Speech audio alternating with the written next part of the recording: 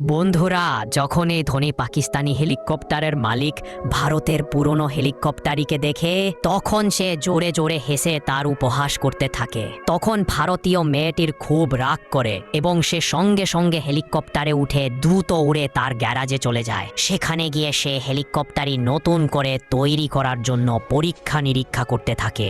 সে হেলিকপ্টারের সব যন্ত্রাংশ শক্ত করে বাঁধে এবং জোড়া লাগাতে ওয়েল্ডিংও করে। কয়েকদিনের পরিশ্রমে ভারতীয় মেয়ে হেলিকপ্টারটিকে একদম নতুন করে তৈরি করে ফেলে।